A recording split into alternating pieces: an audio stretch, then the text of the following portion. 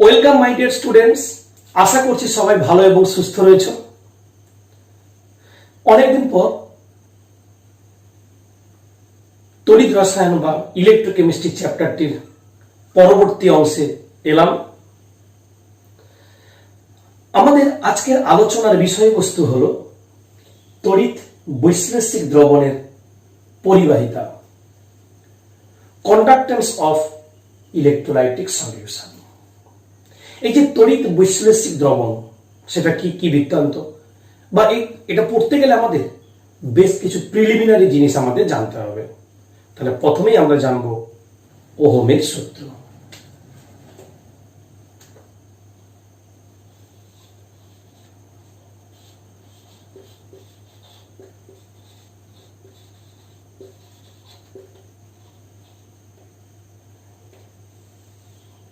এই ওহমের সূত্র বলতে গেলে আমাদের কি জানতে হবে? প্রথমে প্রিভিয়াস ক্লাসে তোমরা অর্থাৎ মাধ্যমিকে ওহমের সূত্র জেনেছ, আশা করছি তোমাদের মনে আছে। তবে আমরা যে ওহমের সূত্রটা করবো এখানে দ্রবণের মধ্যে, তোমরা পরিবাহীর মধ্যে করেছো। উদ্দেশ্য একটাই, তড়িৎ পরিবহনের সম্পর্কিত সূত্র, কিন্তু এটা দ্রবণের মধ্যে। তাহলে কি দ্রবণের উষ্ণতা, গাঢ়ত্ব, তড়িৎদ্বার ইত্যাদি অপরিবর্তিত থাকলে তড়িৎ বিশ্লেষ্য দ্রবণের মধ্য দিয়ে প্রবাহিত তড়িতের পরিমাণ তড়িৎদ্বারের দুই প্রান্তের বিভব প্রভেদের সমানুপাতিক। অর্থাৎ এটাকে ব্যাখ্যা করতে গেলে আমাদের একটি গাণিতিক রূপ প্রতিষ্ঠা করতে হবে। গাণিতিক রূপটা কি? যে কোন তড়িৎ বিশ্লেষ্য দ্রবণের মধ্য দিয়ে তড়িৎ প্রবাহী হওয়ার সময় যদি তড়িৎদ্বারের দুই প্রান্তের বিভব প্রভেদ ভি হয়, প্রবাহিত তড়িতের পরিমাণ অর্থাৎ প্রবাহ মাত্রা যেটাকে বলছি আমরা যদি আই হয়, তাহলে ভি ভ্যারিজার্স আই। এটি হলো ওহমের সূত্রের গাণিতিক রূপ। একে সমান করতে গেলে একটা ধ্রুবক দিতে হয়। ধ্রুবকটি হলো V equal to I into R. মনের মধ্যে প্রশ্ন আসবে, স্যার আর কি? আর একটি সমানুপাতিক ধ্রুবক, একে পরিবাহীর রোধ বা রেজিস্ট্যান্স বলে। এই যে রোধ, এটি সম্পর্কে এবার আমরা জানবো। রোধ কি, কাকে বলে, এর একক কি, এগুলো নিয়ে। তাহলে পরের অংশ হলো রোধ, যাকে আমরা আর দিয়ে প্রকাশ করি। এই যে রোধ, তাকে বলবো তড়িৎ বিশ্লেষণের সময় তড়িৎ প্রবাহিত হলে তড়িৎ বিশ্লেষ্য তড়িৎ প্রবাহে যে বাধার সৃষ্টি করে রোধ, রেজিস্ট্যান্স, তাকেই বলবো পরিবাহীর রোধ। এই রোধ তার গাণিতিক রূপ কি, অর্থাৎ রোধ কোন কোন বিষয়ের উপর নির্ভর করে? দেখা গেছে যদি তড়িৎ বিশ্লেষণ চলাকালে তড়িৎদ্বারের প্রত্যেকটির ক্ষেত্রফল যদি এ হয় এবং দুটি তড়িৎদ্বারের মধ্যবর্তী দূরত্ব যদি এল হয়, তাহলে পরিবাহীর রোধ এল এর সঙ্গে সমানুপাতিক এবং এ এর সঙ্গে ব্যস্তানুপাতিক। একে সমান করতে গেলে একটি ধ্রুবক দিতে হয়, আর সেই ধ্রুবকটি হলো রো ইন্টু এল বাই এ। এই যে পোর্শনটা আমরা পেলাম, এটি হলো রোধের গাণিতিক রূপ। এখন প্রশ্ন আসবে, এর একক কি, রোধের একক কি? এই যে রোধ, এই রোধের একক হলো ইউনিট বা একক হলো ওহম। এই ওহমকে আমরা এই চিহ্ন দিয়ে প্রকাশ করি। রোধের একক হলো ওহম। এই যে রোধাঙ্ক, রেজিস্টিভিটি, এ সম্পর্কে আমরা একটু আলোচনা করব। তাহলে আমাদের রোধাঙ্ক কি, এর ডেফিনেশন কি, এর একক কি, এগুলো আমরা একটু আলোচনা করে নিই।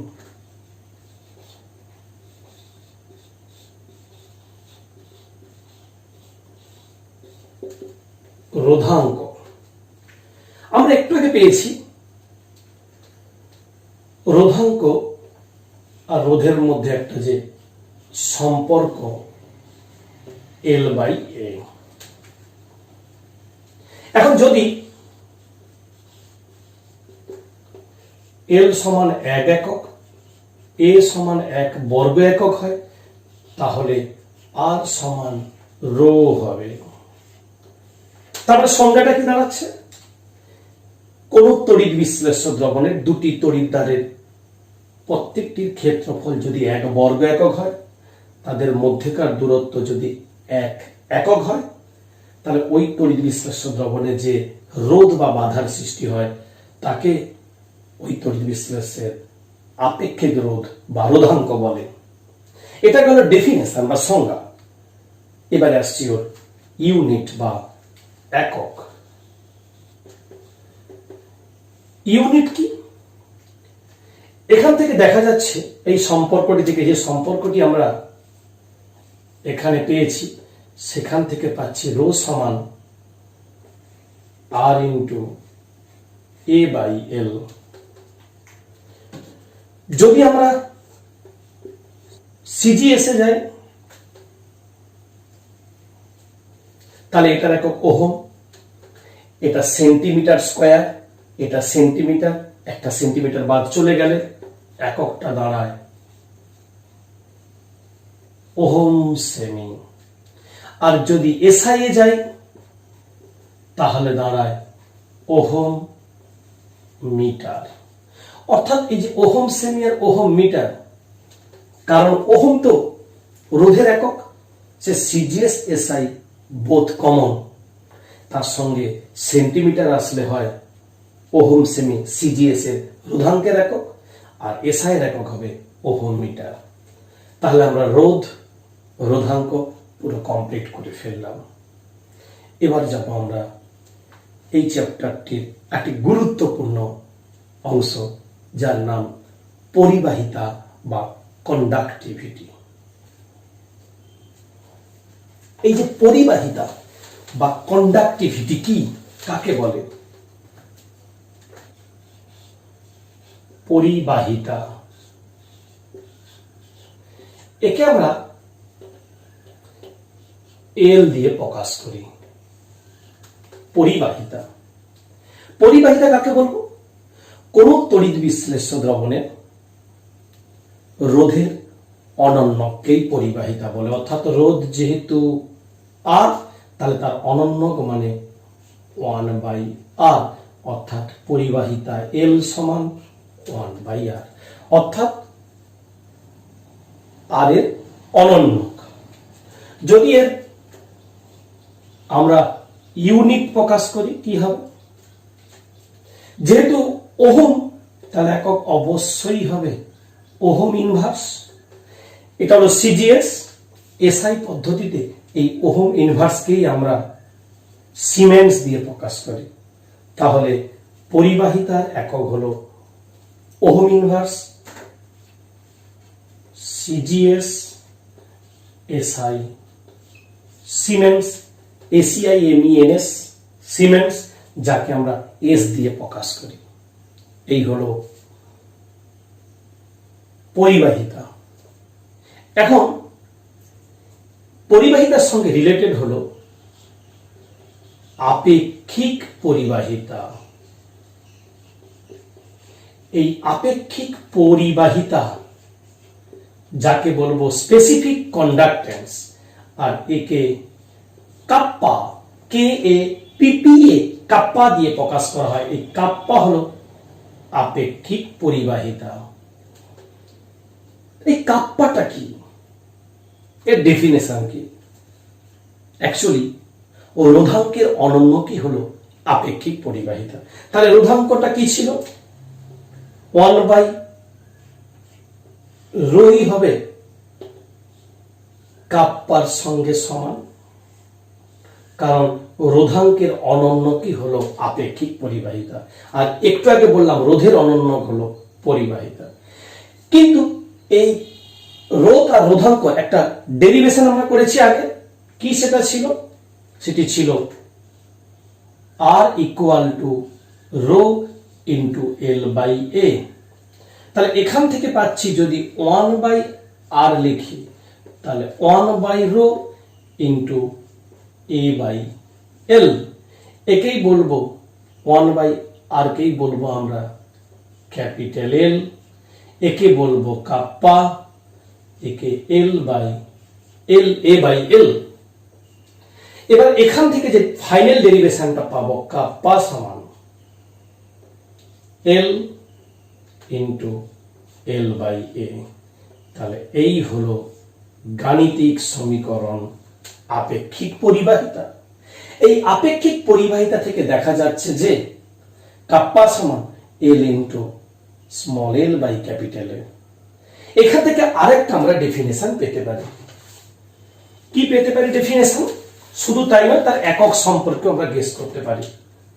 যদি এল সমান 1 হয়, এ সমান 1 বর্গ একক হয়, তাহলে কাপ্পা সমান এল হবে। তার মানে বলতে পারি কোন তড়িৎ বিশ্লেষ্য দ্রবণে প্রত্যেকটি তড়িৎদ্বারের ক্ষেত্রফল যদি 1 বর্গ একক হয়, তাদের মধ্যেকার দূরত্ব যদি 1 একক হয়, তাহলে ওই তড়িৎ বিশ্লেষ্য দ্রবণে যে পরিবাহিতার সৃষ্টি হয় তাকেই আপেক্ষিক পরিবাহিতা বলে। যদি আমরা এর ইউনিট বা এককে যাই তাহলে কি দাঁড়াচ্ছে? অর্থাৎ আপেক্ষিক পরিবাহিতার ইউনিট বা একক, সেখান থেকে দেখা যাচ্ছে এর একক একটু আগেই বললাম ওহম ইনভার্স, যাকে আমরা এর একক বলি। আর এটা হবে সেন্টিমিটার, নিচে হবে সেন্টিমিটার স্কয়ার, অবশ্যই সিজিএস, তার মানে দাঁড়ালো ওহম ইনভার্স সেমি ইনভার্স। এই ওহম ইনভার্সকেই বলা হয় মো সেমি ইনভার্স। তাহলে এই যে মো সেমি ইনভার্সই হলো সিজিএস এ একক আপেক্ষিক পরিবাহিতা। আর যদি এসআই এ যাই তাহলে এককটি দাঁড়াবে সিমেন মিটার ইনভার্স এসআই। আর তাহলে মো বা ওহম ইনভার্স সেন্টিমিটার ইনভার্স হলো সিজিএস ইউনিট, স্পেসিফিক কন্ডাক্ট্যান্স বা আপেক্ষিক পরিবাহিতা, সিমেন মিটার ইনভার্স এসআই ইউনিট, অর্থাৎ এর আপেক্ষিক পরিবাহিতার এসআই ইউনিট। এই হলো আপেক্ষিক পরিবাহিতা। এখন আমরা দুটো পরিবাহিত জানলাম পরিবাহিতা সম্পর্কে। এই দুটি পরিবাহিতা কোন কোন বিষয়ের উপর নির্ভর করে সেটা সম্পর্কে আমরা জানবো, অর্থাৎ নির্ভরশীল বিষয় সমূহ। নির্ভরশীল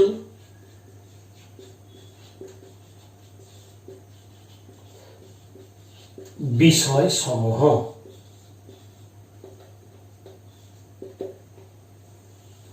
1 নম্বর, দ্রবণে উপস্থিত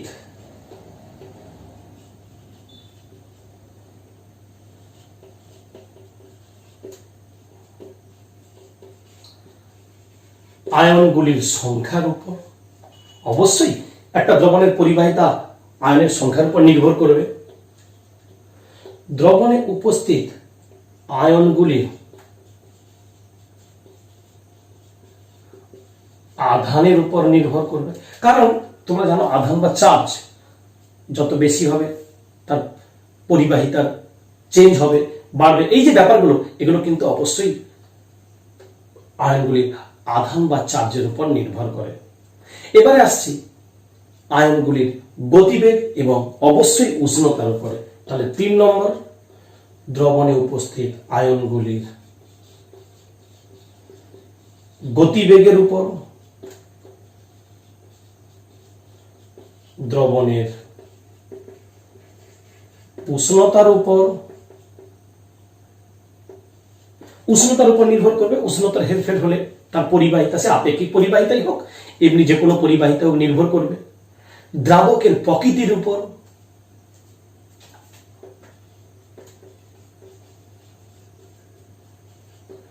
দ্রাবকের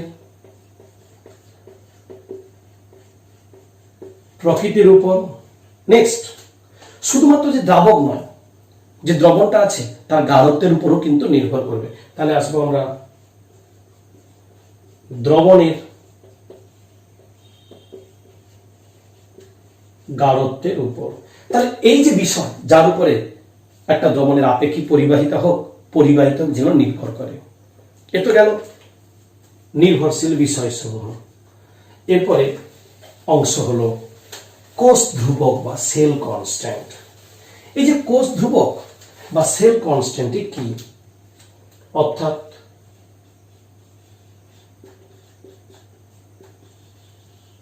কোষ ধ্রুবক বা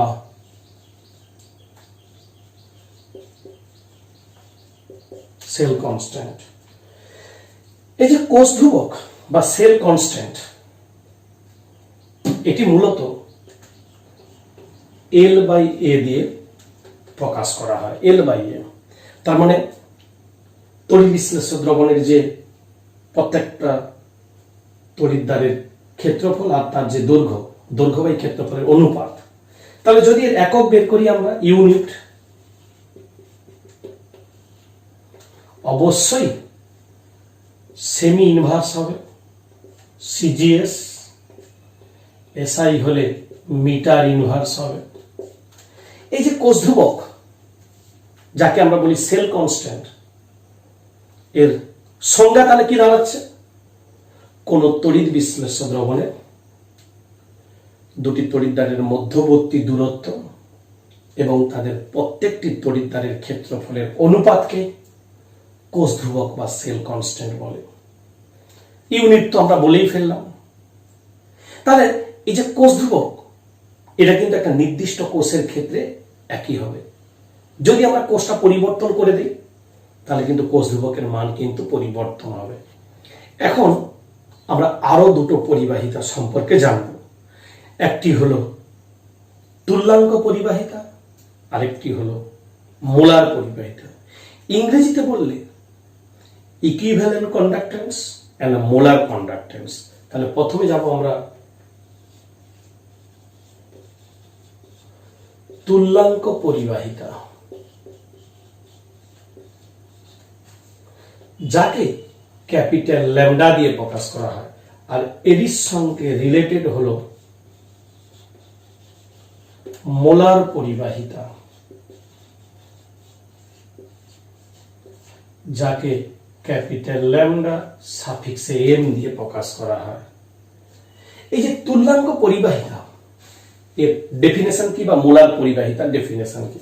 তুল্যাঙ্ক পরিবাহিতা বলতে নরমালিটি দ্রবণের কথা আছে, আর মোলার পরিবাহিতা বলতে মোলারিটির কথা আছে। অর্থাৎ এর গাণিতিক এক্সপ্রেশন হলো ক্যাপিটাল ল্যামডা সমান কাপ্পা ইন্টু 1000 বাই এন, আর এর ক্ষেত্রে আসবে capital lambda M equal to kappa into 1000 by M. তাহলে দুজনের মধ্যে পার্থক্যটা কি? পার্থক্য তো অবশ্যই আছে। এটা দ্রবণের যে মাত্রা সেটা নরমালিটিতে, আর এখানে দ্রবণটার যে মাত্রা বা গাঢ়ত্ব সেটা হলো মোলারিটিতে। অর্থাৎ এটা হলো গ্রাম তুল্যাঙ্ক পার লিটার, এটা হলো গ্রাম মোল পার লিটার। এই যা পার্থক্য, বেসিক ডিফারেন্স।